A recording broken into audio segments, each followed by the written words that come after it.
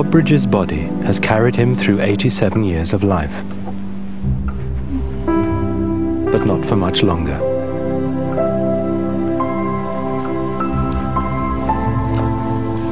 Time has worn Bob's body out.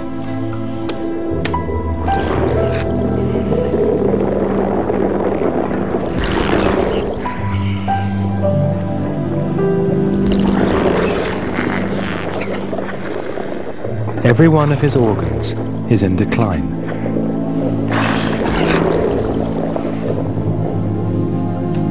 Our bodies have evolved to last only long enough to pass our genes to the next generation. Once we have reproduced and reared our children, we are all dispensable. Bob fulfilled his biological purpose long ago. He's living on borrowed time.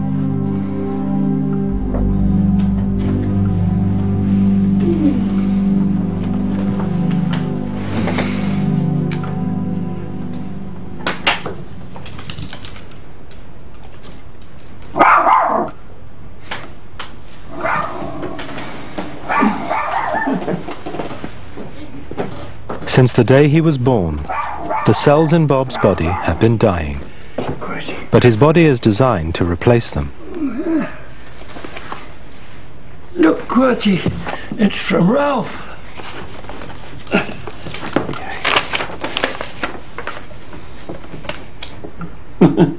Ralph. Right. King's Takes Paul.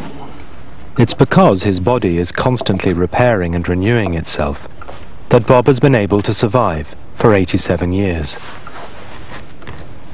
Every day of his life, he's lost 1 billion cells from the surface of his skin. But just 1 millimeter beneath the skin's surface lie specialist cells called stem cells. These cells are factories producing healthy new skin cells to take the place of those that die.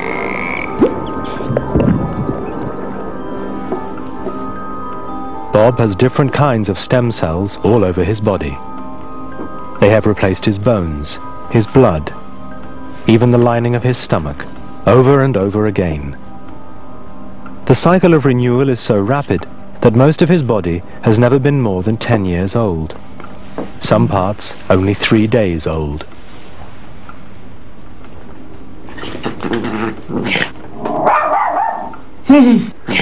Fancy the West Beach today?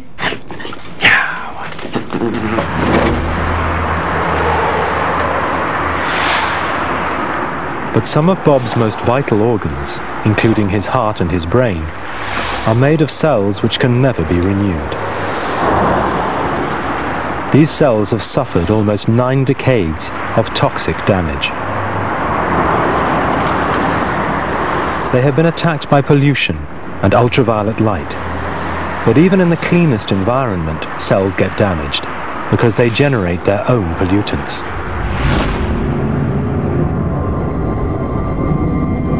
Inside every cell in Bob's body are tiny electrically charged particles known as free radicals. Free radicals are the waste products of healthy cell activity. Highly volatile, they have the potential to damage anything they collide with. At the heart of the cell is its blueprint, its DNA. It's struck by free radicals around 10,000 times a day. Usually the DNA repairs itself, but on very rare occasions, the repair process fails.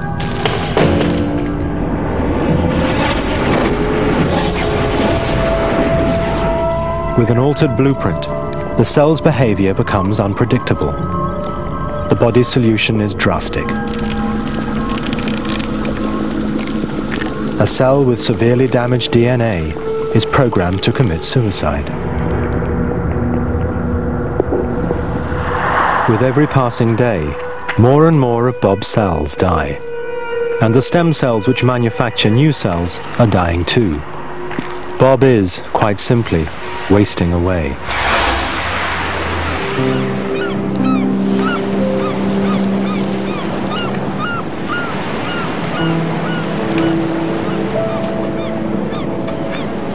It's the cumulative effect of cells dying all over his body, which is taking its toll on the quality of Bob's life.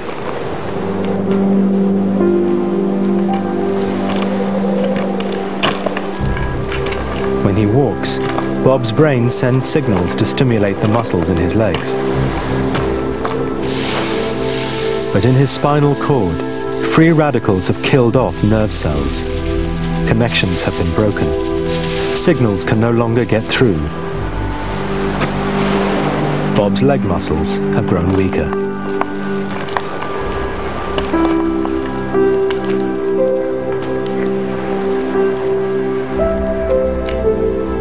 These weakened muscles need more oxygen to keep them moving.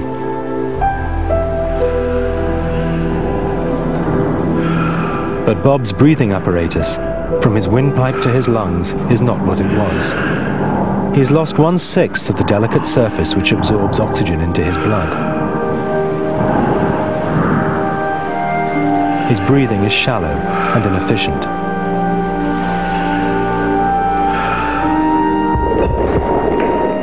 Worse still, Bob's heart has lost 1/4 of its muscle cells. Less and less oxygen is being pumped to his legs.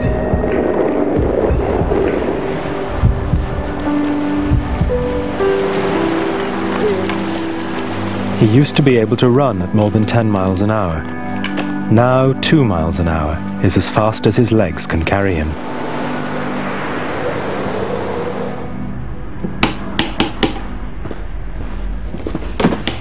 Oh, it's Grandad.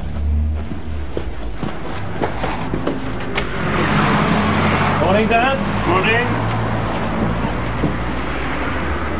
What's this then, Simon? Reward for helping me with a new stock. Would never happen in my day. You only sold typewriters. So you think you need the practice then, do you?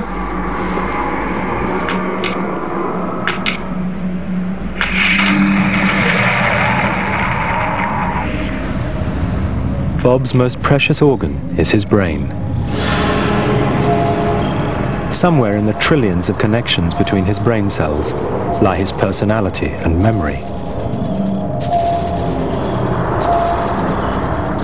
If his brain cells were replaced, everything that Bob is would be lost. Splendid. Must run in the family.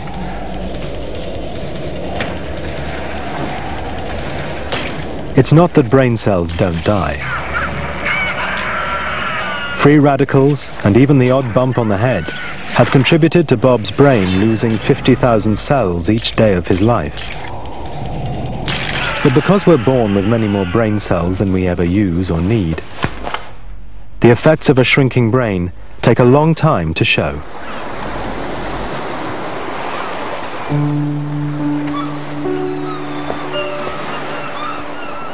Even though 10% of his brain cells have died, Bob is still mentally sharp most of the time. But the death toll isn't evenly spread across his brain. Certain abilities are beginning to suffer. Your dad never used to help me in the shop. Well, maybe you should have paid him. Did he give you anything to do? You know he did, Grandad. He gave me that chess game.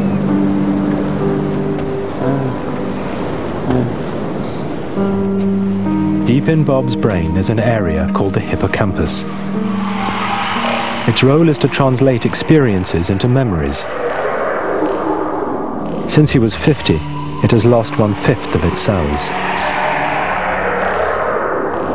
His brain is now less able to lay down new memories. This may explain one of the paradoxes of old age, that Bob can't remember recent events as well as he can recall experiences from his distant past.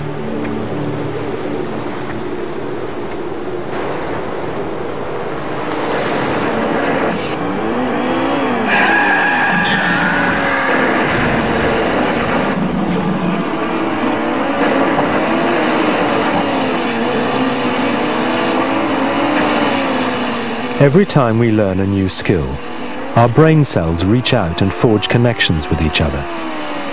But over the years, Bob's brain has become less able to make these fresh connections.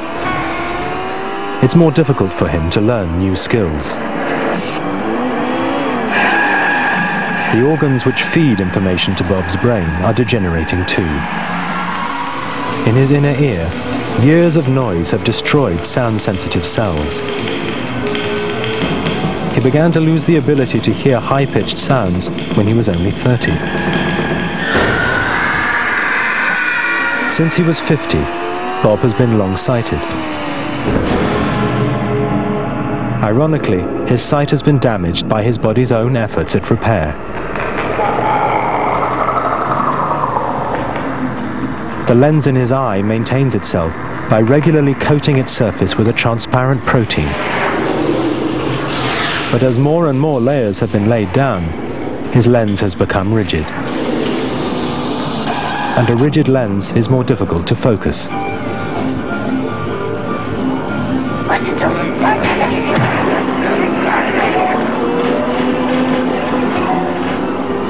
Bob's senses may have suffered the ravages of time, but the skills he's practiced throughout his life are still as sharp as ever. When connections between brain cells are used repeatedly, the connections themselves stay strong.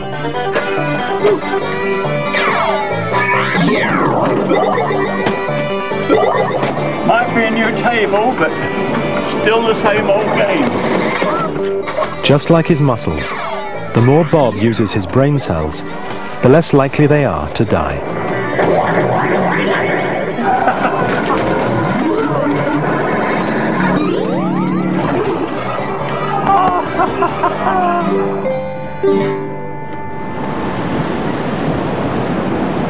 See you tomorrow.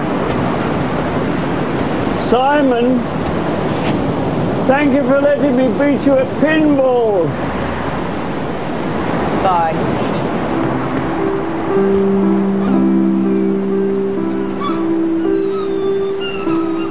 Bob has kept himself alert and alive for nearly 90 years. But the truth is, that's far longer than humans were designed to survive. And now, Bob's losing his grasp on life.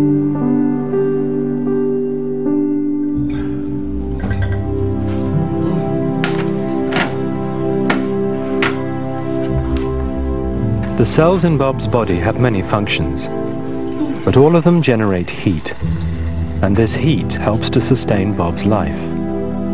But now, with a dwindling number of cells, he's colder than he used to be.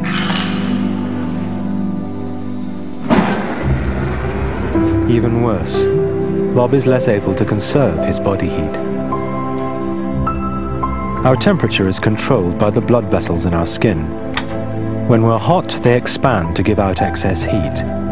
When we're cold, they constrict to divert blood and heat into the core of our bodies. But Bob has lost this ability. Even though he's cold, the blood vessels in his hands are still losing heat to the outside world. Like old pipes, his vessels are furred up with fat and calcium. His central heating system is no longer working as it should.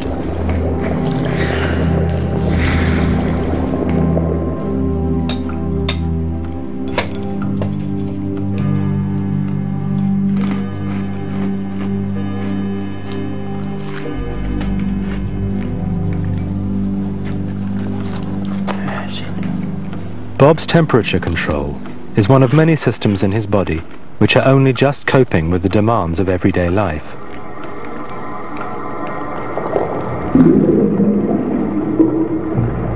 In Bob's stomach, his lunch is broken down by digestive acid. His stomach shields itself from this acid with a cellular lining. But just like everywhere else in his body, the stem cells which generate this lining are starting to die off. Bob doesn't know it, but his stomach wall is getting threadbare and open to acid attack.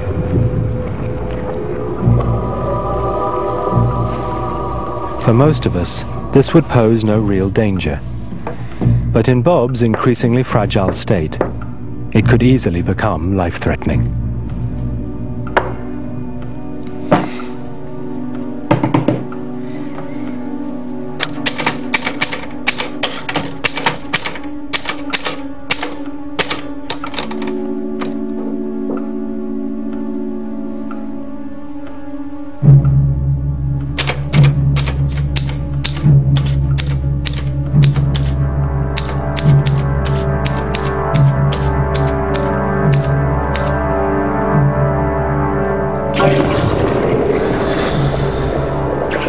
Digestive acid has burnt its way right through his stomach wall into an artery. Blood pours through the hole into his stomach.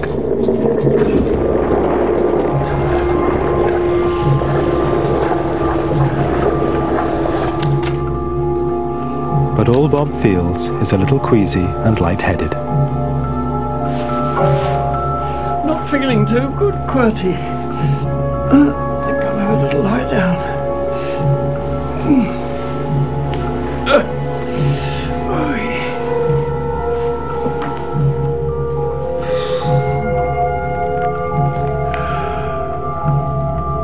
Bob is in very little pain, but his body is just too old to cope with this crisis.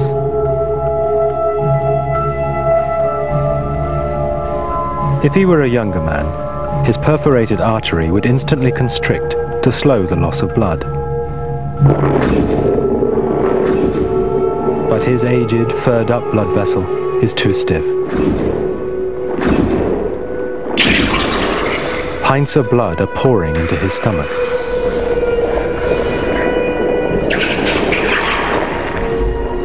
Bob's blood pressure is dropping. His heart beats faster to keep blood moving round his body. But even pumping at its maximum rate, his fragile heart cannot restore his blood pressure to normal.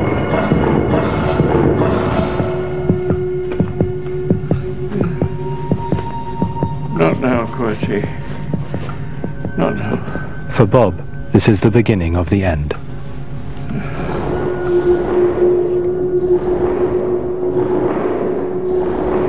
Bob's stomach is starting to digest his own leaking blood, releasing potassium into his bloodstream. His body is no longer strong enough to filter it out, and potassium can reset the rhythm of the heart. Bob's heart starts to beat irregularly. For the first time in nearly 90 years, the supply of blood and oxygen being pumped around his body falters.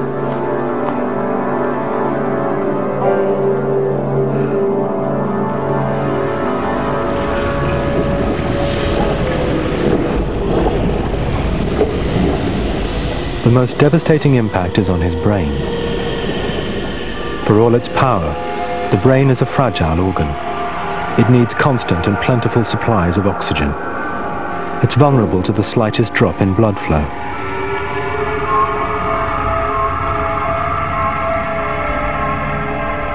In a vain attempt to conserve energy, Bob's brain suspends all activity except that which keeps his body functioning.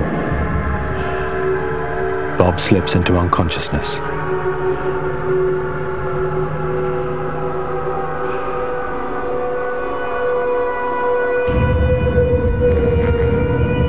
His heart is pumping so little blood, it can no longer support its own beat.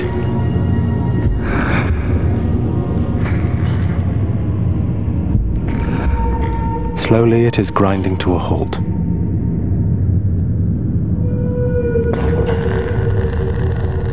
The traffic of blood around Bob's body has ceased. Death is now inevitable. Though Bob is still breathing, there is no oxygen getting to his cells. The cause of each death is as individual as the life which preceded it, but the order in which the body shuts down is always the same. The first cells to die are in the brain.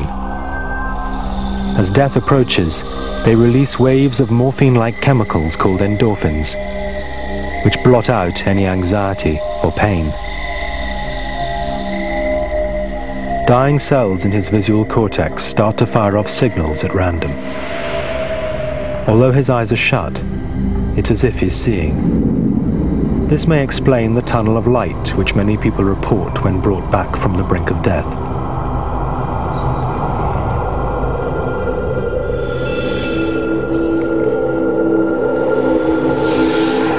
Finally, brain cells detach from one another, breaking the connections they had made during a lifetime of thinking and remembering.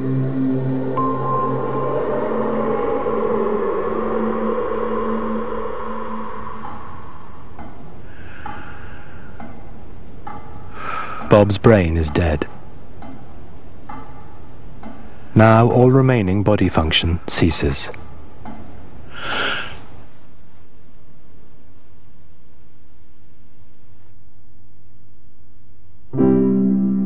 Death is a process in which every tissue and organ shuts down at its own pace. Bob's body will continue making skin cells for several minutes. His muscles will live on for hours, but eventually these too will stop.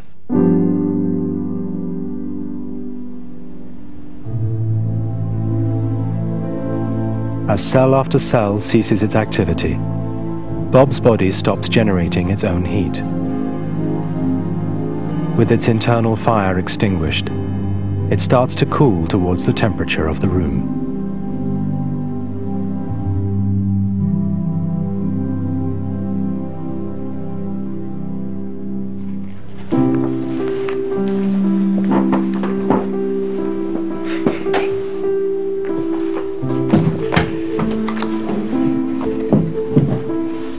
Bob is dead, but he still has a biological presence.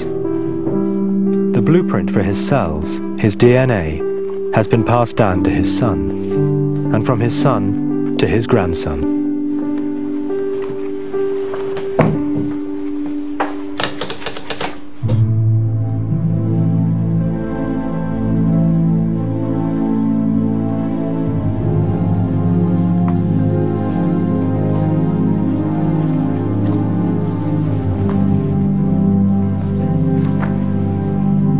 Though his consciousness has gone, Bob's characteristics live on.